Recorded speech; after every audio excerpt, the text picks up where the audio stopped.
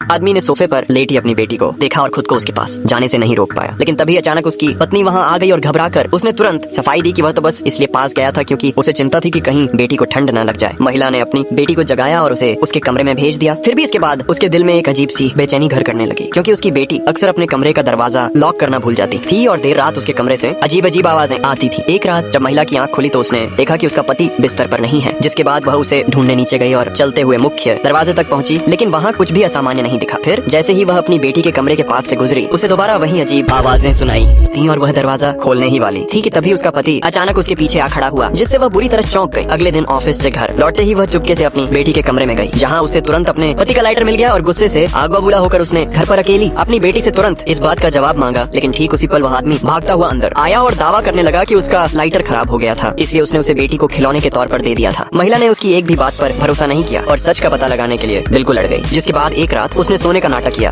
और जब उसका पति बेडरूम से बाहर निकला तो वह उसके पीछे पीछे चल दी। आखिरकार उसने उसे अपनी बेटी के कमरे में जाते देखा, जो बिल्कुल दबे पांव दरवाजे की तरफ बढ़ रहा था, और जब उसने दरवाजे की दरार से अंदर झांका तो उसे एक बेहद खौफनाक मंजर दिखाई दिया।